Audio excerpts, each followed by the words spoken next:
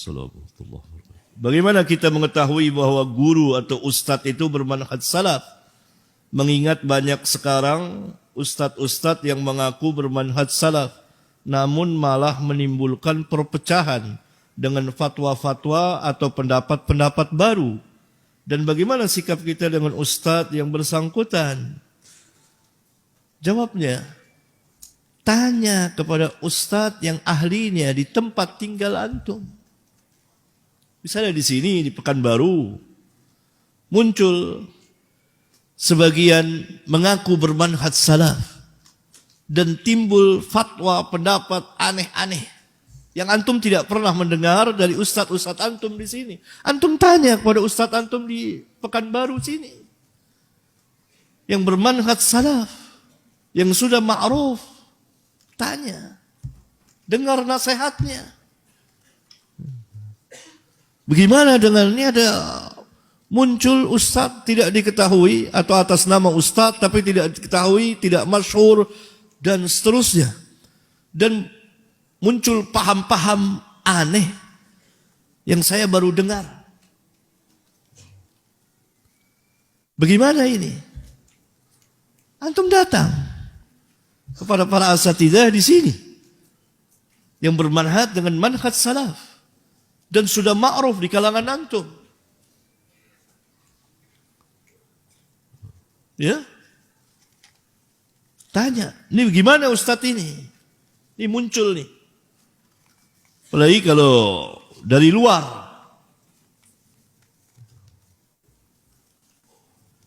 Jadi berbahaya nanti. Ambil dari luar negeri.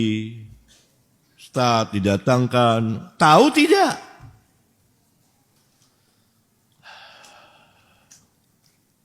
Kalaupun kawan-kawan di Pekanbaru ini mau mengambil ustadz dari luar ya, negeri, dilihat sesuai dengan kebutuhan. Kalau butuh untuk para asatidzah di sini, panggil masyayikh, para syekh yang sudah ma'ruf, dikenal manhajnya pertama, akidahnya, ilmunya, dan maslahat kalau didatangi di sini untuk sementara beberapa hari memberikan pengarahan kepada kaum muslimin, khususnya para dai. Maslahat. Nah, siapa yang memanggilnya? Ya para asatidzah di sini yang kenal mereka, tahu, ma'ruf. Bukan orang-orang awam atau panitia-panitia. Harus para pelajar, harus ustadznya, tahu tidak ini? Nah, itu berkaitan dengan masyayikh yang akan tinggal di sini beberapa hari untuk dakwah. Yang kedua, dipanggil untuk ngajar di sini. Itu harus dilihat dari dua sisi.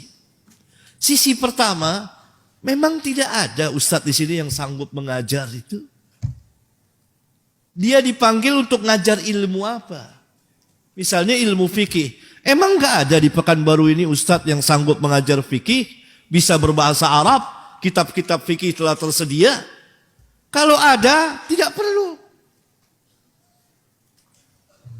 Kalau mencukupi ustadz di sini, bahkan tidak perlu ustadz dari daerah lain.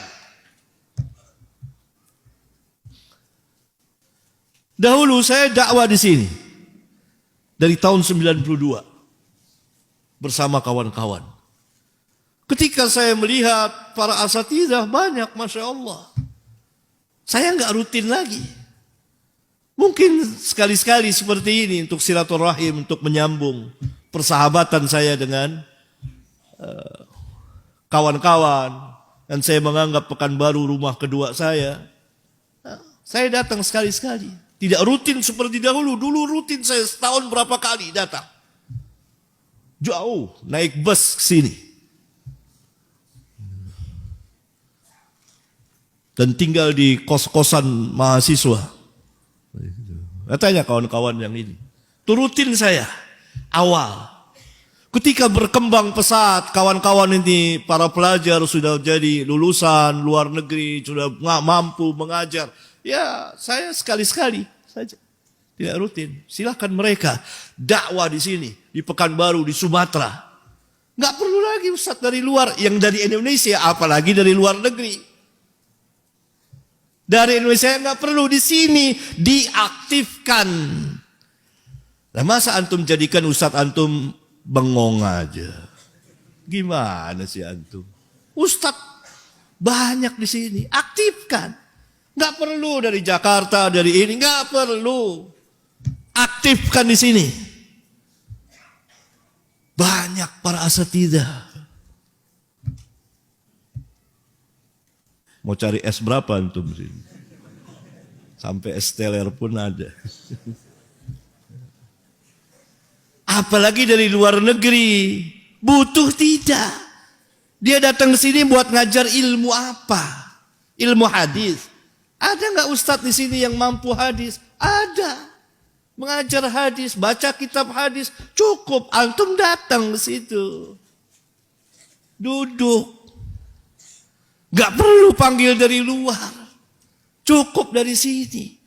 Bisa membacakan hadis, bisa menjelaskan hadis, bisa menerangkan ini dhaif, ini sahih. Buat apa dari luar? Nanti nggak jelas orangnya, timbul paham-paham yang aneh. Hadis-hadis didhaifin, padahal para ulama mensahihkannya. Berlagak jadi imam ahli hadis.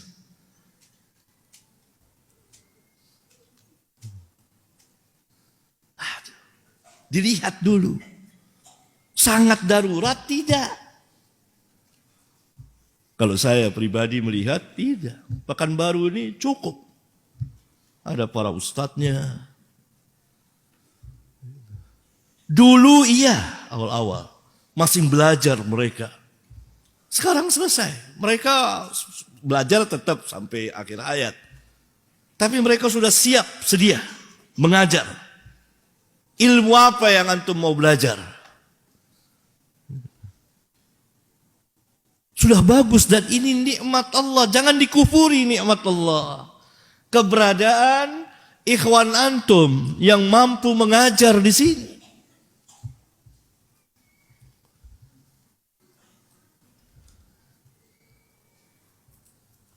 Tidak perlu dari luar. Dari luar ini Pekanbaru nggak memerlukan kecuali darurat benar. Ramu silaturahim mungkin. Ada ustadz di sini. Mau ceramah apa? Dan silakan. Ajar. Kalau pengajaran terus, ya mampu. Ilmu apa sih? Ilmu apa yang dibawa dari luar?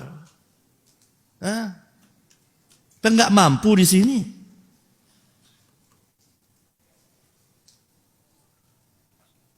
Nah, ada keramaian kan belum lama ini mau mendatangkan dokter asing untuk mengajar di sini, ya, di sini kekurangan dokter.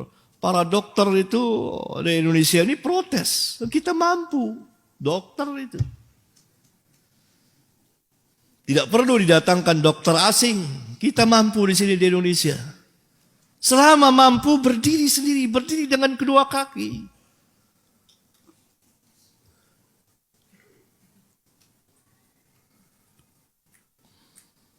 Ya, itu. Gak perlu. Cukup manfaatkan asatidzah di sini. Ilmiah. Panggil untuk tabligh, untuk dakwah, untuk mengajar rutin.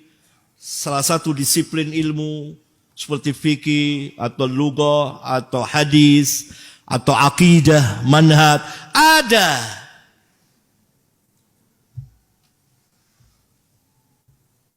Buat apa dari luar? Dari luar di tempatnya sana ngajar. Di kotanya. Kita ini diberikan nikmat oleh Allah. Negeri kita luas, berpulau-pulau. Masing-masing dakwah di tempatnya. Membesarkannya, mendakwahkan Islam. Alangkah besarnya. Yang di pulau ini dakwah di situ, yang di sini dakwah. Tersebar semuanya. dengan cepat. Tapi kalau ke Pekanbaru sudah cukup Ustadz, banyak. Buat apa? Apalagi dari luar. Itu kalau kita melihat yang dari Indonesia. Apalagi dari luar. Yang tidak diketahui siapa ini untuk mengajar rutin di sini. Orangnya kayak apa nih?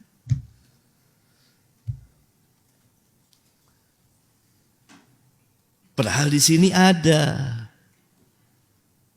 Nah, ini Ikhwan ya, sahabat di Gang. Ya. Tanya, bagaimana kita mengetahui bahwa guru itu? Tanya kepada ahli ilmu di sini. Siapa nih orang baru nih? Apalagi dari luar. Ini siapa? Kok aneh-aneh? Tanya. Di sini lengkap. Alhamdulillah. Allah berikan nikmat kepada antum. Disyukuri, jangan dikufuri. Masjid banyak. Ini tempat luar biasa. Saya sendiri baru sekali di sini. Markas. Allah berikan nikmat. Kemudian sekolah, pesantren. Banyak. Para asatidahnya mengajar. Orang sini, orang Pekanbaru. Antum panggil. Mau belajar manhaj, akidah. Pakai kitab. Baca hadis, ada. Udah lengkap. Karena itu saya begitu tahu, saya tidak mundur, saya rutin. Sudah serahkan sama mereka. Dulu iya.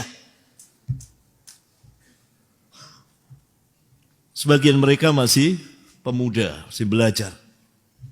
Masih belajar. Saya rutin. Setahun bisa berapa kali saya ke sini. Dan kalau saya di sini, sebulan namanya. Lama. Sekurang-kurangnya 3 minggu, 3 pekan. Setiap hari saya. Terus sampai tahun berapa itu kawan-kawan mungkin ingat ya. Terakhir tahun akhir 90 apa. Ya, tahun 2000. Sudah berhenti saya. Kawan-kawan maksa untuk kesini, saya bilang nggak usah. Maksa terus ya sekali-sekali lah. Untuk silaturahim dengan kawan-kawan dan kerinduan dengan kawan-kawan di Pekanbaru. Karena sudah cukup. Mereka yang mengajar, berdakwah di Sumatera luas terbentang. Gak perlu dari luar.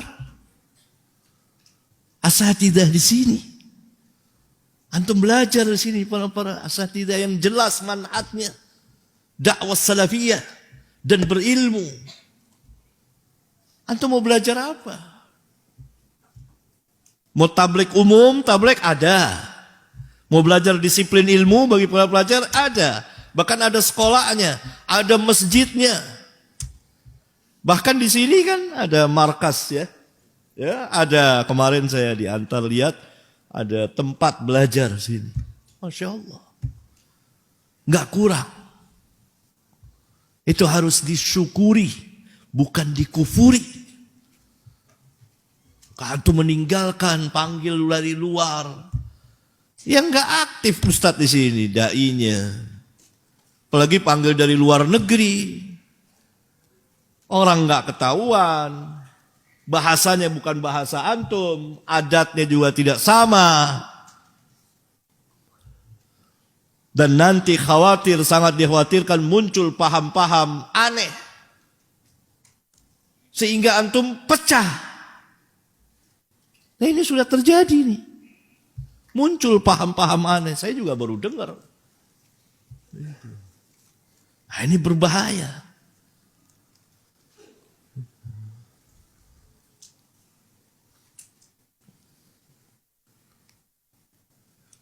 Bagaimana sikap kita dengan ustadz tersebut? Ya kalau sudah diketahui, antum dapat berita sahih dari ustadz di sini yang bermanhaj bagus dan tahu dia, ya tinggalkan.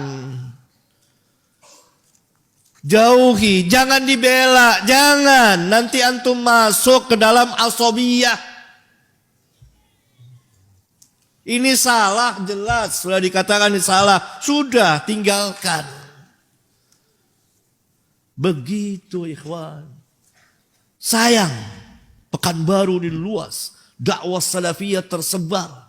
Ada masjidnya, ada sekolahnya. Antum mau pecah belah. Hanya karena 1-2 orang mengorbankan ribuan. Inna lillahi wa inna ilaihi raji'un. Antum harus merujuk kepada para asatidah di sini. Tanya.